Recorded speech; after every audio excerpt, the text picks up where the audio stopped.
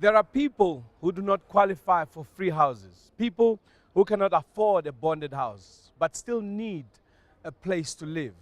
To cater for this group of people, the Department of Human Settlements has a rental option. The Social Housing Regulatory Authority funds institutions that develop this much-needed rental accommodation. How has it been? It's been very interesting. The program has become more important in the national housing program, but we weren't geared to be able to deliver it because we didn't have enough people, we had lost part of the budget, we needed more money, and we didn't have good projects in the pipeline. Let's start by defining it. What is social housing as part of the entire housing program that the government has? The bulk of it is rental housing. Yes. And it's for families who are poorer. It's for families earning up to a maximum of 15,000 Rand, total gross household income. You use the word family a lot. Does that mean a single person wouldn't qualify? Is it essentially for families, or is it for anybody, individual or otherwise, who ends in that bracket? A family would be any applicant for the house who has at least one dependent. I would like to now talk a little bit about, Social Housing Regulatory Authority itself. Yeah. What it does. We know that it impacts social housing. It facilitates that, but just take us through what it actually does and how it does it. We basically do three things. Our first part of what we do is we have to make sure that the houses themselves come into existence. So we have a mandate to facilitate the development of the projects. And we do that by funding the projects. We are the grant funder for the projects that eventually become the houses. The second part of what we do is we create capacity. We call that sector development and transformation. And there is an emphasis on transformation because what we do in that second thing that we do is that we don't want to just do it any way so that we deliver houses despite the method that we use. We want the method that we use to deliver the houses to have a transformational impact on the society that the houses are in. So the way that we spend the money, who builds the houses, who the professional teams are, who are the contractors, must be transformational in nature so that we achieve broader-based economic transformation. So that's the second thing. Develop the sector, create capacity, create transformation. And then the third thing that we do, which is why we called a regulator, is we then must make sure that while all of this is being done and after it's done and the families are in the houses, that we regulate the sector, because the bulk of the cost inside the house, 2/3 of the cost inside the house, comes from public funding in the form of grant. So we must make sure that the agencies getting the grant to produce the houses and manage the houses do a good job, that they remain compliant to what the law says, and that the families inside the houses get a good quality service. So that's our regulatory function. It's those three things that we have to do. Bngs5 in Pretoria is a project we visited to show you how the social housing option is restoring our people's dignity by providing them with quality rental accommodation close to their places of work and play.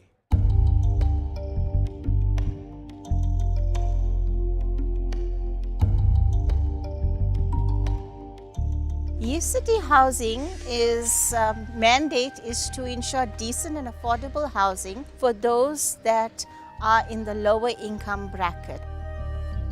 City Housing is a non-profit organization.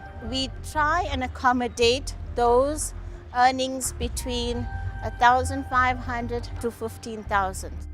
We are able to not just provide shelter, but also to integrate their lifestyle through a community development program.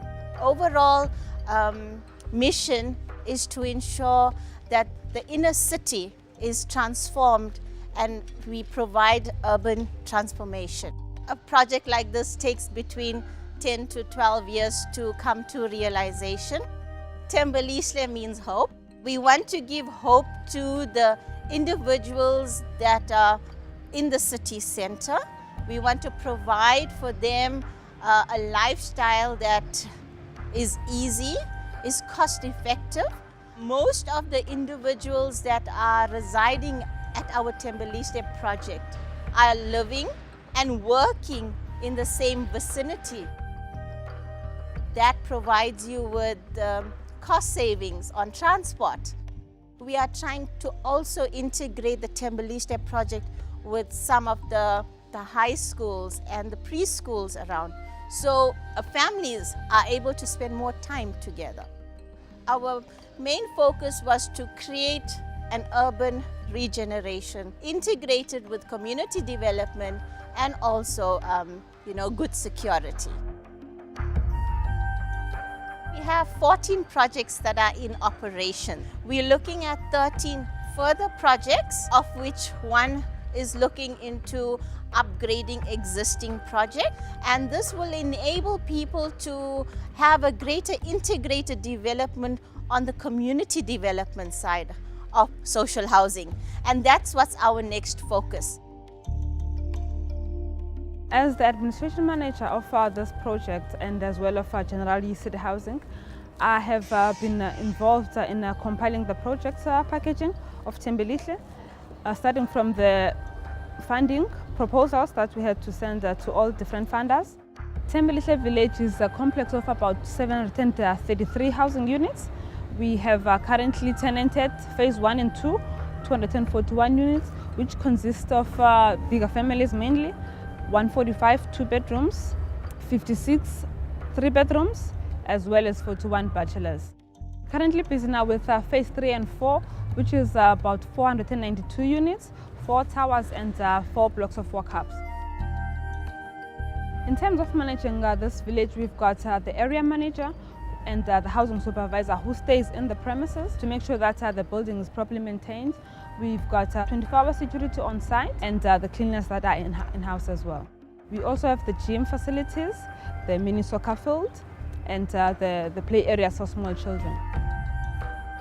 My job as a community development officer at Tembeliste is basically to encourage the tenants to interact in positive ways. I am responsible for organizing partnerships with other organizations as well. We partner a lot with the other organizations to provide some social services. Then we have programs in-house as well from the tenants themselves who come up with ideas and say, hey, how about we try this, how about we do that? We have the homework and study center. We open up the hall for the children to come and do their homework in a quiet space away from the TV. Another one of our programs is the Girls Club. Once again, it's an initiative of the tenants themselves. There was one of our tenants who saw that the girls in the village are rather neglected, the teenage girls in particular. So she wanted to impart life skills and just basic life orientation to the girls. And so she gathered them and established a girls club. They've been doing performances. They had a performance for June 16. And it's looking really good. We do have events as well from time to time, and then the more longer running programs such as the karate club, the girls club, and the homework and study center. Nna ke Sophie Majila, ke tla ke le Makapanstad Hammanskraal. Hore re temo ne ke sokodisa ke transport. Ke na le bana ba 3. That's why ke nahanne hore e re ke ba chiftele then ke kere pleke yaka. Ko hae ne ke tsoha ka 3 o'clock and then ka 3 ra ti prepare ka 4:30 ra tswa. Then 5 to 4:45 cash up base straight Pretoria. So ke bone hore ke a trafeha ka transport and then lo tswa boshiu and then ke trafa le bana ka tswa boshiu. Then ha ba fitla go sekolong ba khone concentrate because they're sleeping. Ko di plekeng tse ding ne ha una discipline. Beno mo re tlhokometse ke ma security o ngwana a ka se utswe ke batho go safe. Mo ke tloha ke tsamaya ka maoto he ke ya mmerekong than ke le ko hae because ko hae is very far. Le bona ba safe because ba tsamaya ba tloha mo ba tsamaya ka maoto a ba lape ba khona concentrate le ka mo classeng a ba tshware ke boroko ba sharp. It's quite amazing what you can achieve in a relatively short space of time with the right amount of resources and a dedicated team with a vision in place.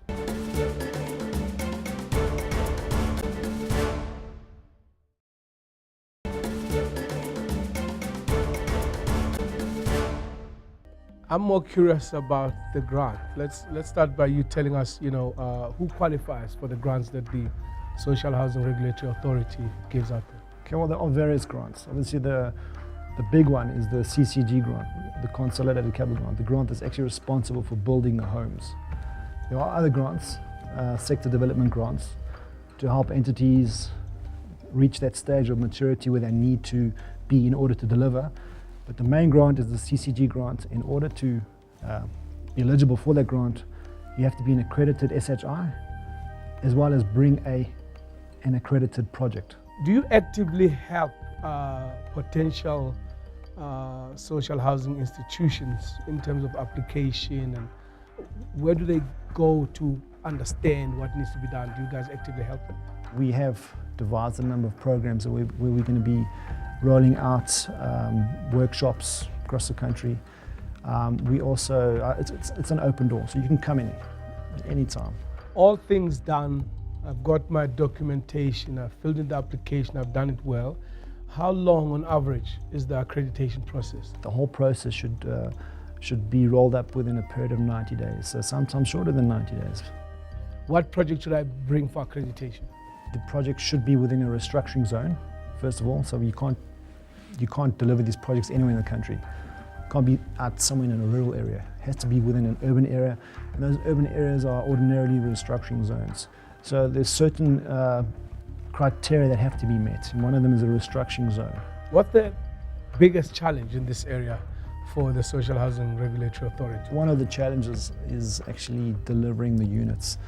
Are we attracting the right caliber? We really need to attract the right caliber. We need to equip them with the right tools so that they can deliver. I mean, how long have you been around, and how many of these social housing projects have you got on the go? Our current target is 27,000 units. We've delivered about 10,000. And you happy with the progress? We are confident that we can achieve that. It's going to be a lot of hard work. It's not going to be easy, but we will achieve it. You need more players to come on board as social housing institutions? Absolutely. And this is why we've actually opened up our doors to the private sector. They can help us deliver on scale, on mass. If there's any message you'd like to give to social housing institutions, I think they're called, or potential ones, what would it be? This is a wonderful program. They've got to understand what they're actually doing for our country.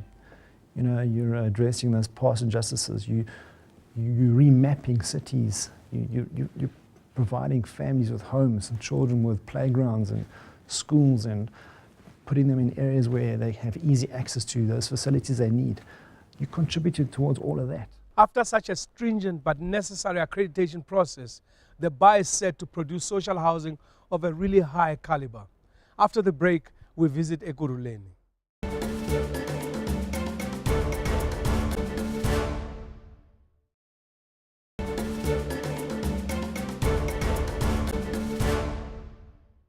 We took a trip to Ekurhuleni to see the Delville and Chris Hani social housing projects, just to check if the good work that's being done at Thembelihle village in Pretoria is being replicated across the board. The Ekurhuleni Housing Company is a municipal-owned entity.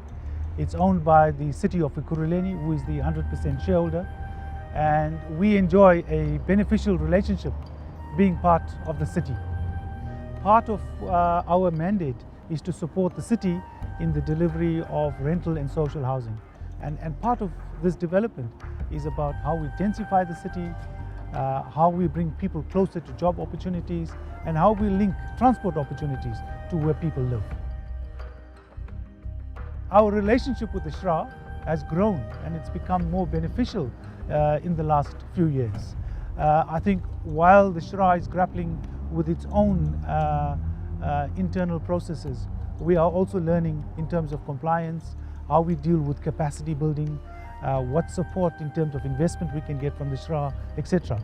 And I think now with the new management, this relationship is starting to take on a form that's supporting us, a form that's saying we can now capacitate institutions to grow, to become viable, more sustainable, and deal with this youthful industry that we're in South Africa. In the Chris Hani project and in the Delville project, the city and Ekurhuleni Housing Company had started the project quite some time ago, and at that stage the Shra was not involved. So as we became more au fait with the offerings of the Shra, and we became aware that there could be this relationship in terms of funding and capacity, we made applications, and those applications were approved, and subsequently we received financial support. But I must say, the lesson to be learned from this relationship, it's better to have the Shra informed and involved right from inception, right to the end, so that we deal with all of the compliance issues, we deal with sizes of units, we deal with some of the conditions that are involved. We as the Ekurhuleni Housing Company have got the responsibility within the city to scale up the delivery of social housing in the city of Ekurhuleni. My role as the development manager is to create an enabling environment for us to partner with private sector developers and private social housing institutions in the delivery of social housing within the city of Ekurhuleni. Potential tenant has to be 21 years of age and above. They have to be married or single with dependents. They have to be a South African resident. They have to prove that they are permanently employed and have been permanently employed for a minimum period of 6 months. This is one of the units. Here we are looking at a 2-bedroom unit, and as you can see, the finishes are of very high quality, and there is a reason and a rationale behind this. We've got a porcelain tile finish in the entire unit. In the kitchen, a decision was taken to provide a built-in stove. This is the 2nd bedroom. As you can see, the size of the bedrooms is fairly reasonable, it's livable, it's comfortable. And here we have the bathroom. It's got a shower as well as a bath. But as you can see, the quality of the finishes is of a high standard. Behind us here, as part of this project, there is the development of a creche that will be able to provide those services for the people that are residing within the complexes. We also have made provision for commercial units, which we will be able to rent out once phase 2 is completed. My job title on this particular project, I'm a junior site agent. And what a junior site agent basically does is liaise a lot with the community in terms of employing them, in terms of doing interviews, selecting the best subcontractors to do the job. We also have to make sure that there's enough resources on site for the job to take place. So you do things like ordering materials, communicating with suppliers to ensure that materials are delivered on site on time, and basically holding meetings with the client and other consultants as well. It's always important for that the project that we're doing in that particular area creates opportunities for the people that are around. And that's the main core focus as a contractor, that we have to make sure that we are creating these jobs. SMMEs are getting exposure because, I mean, it is their project, it's in their community. So that's the main core point. I mean, on this project, we created about 196 jobs. We also empowered SMMEs that specialize in tiling, plastering, painting, paving. So that's another, besides just building and making the buildings go up, another core factor is to create jobs for the people around the area.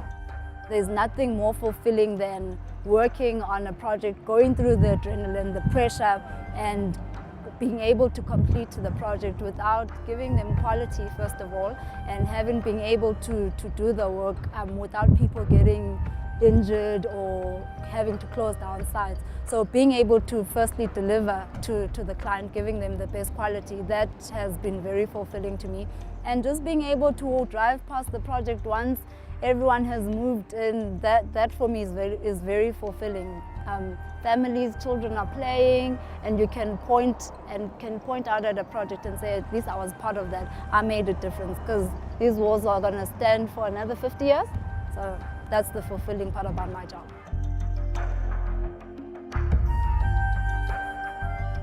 Vito ra mina hi mina Masingita Esther Manganyi. La ni tshama na nuna wa mina na n'wana wa mina. Hi tshama hi ri 3.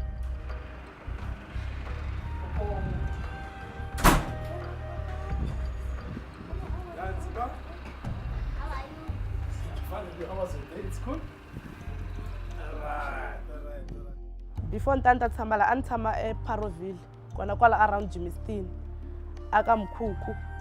Vutomi a byi nga olovi hi ku swilo swa ku tala u fanele u swi endla outside. So after moving in here, my life changed better than there I was staying before. The life was busy there. Everybody moving up and down, drunkard people always making noise by the weekend. Everything bad happened there. I saw people busy building. Then I asked them, what's going on here? They said, we are building a municipality housing. They tell me to go to the Ekurhuleni housing company and apply. I can't explain. I was very excited and dreaming about tomorrow where I'm going to stay with my family. We moved in on the 1st of May. My life is completely changed because my little girl walked to school before she was using a transport to go to school. I enjoy to come here because it's a nice place and beautiful one. I can say vutomi byi right, bya famba and haranzana because I said I'm a fighter even a single day. Big difference because you can't hear a noise here. During the night, during the day, it's a cool and quiet place. The rent is affordable and I enjoy it because some they are paying more money from other flats than this Ekurhuleni company flats.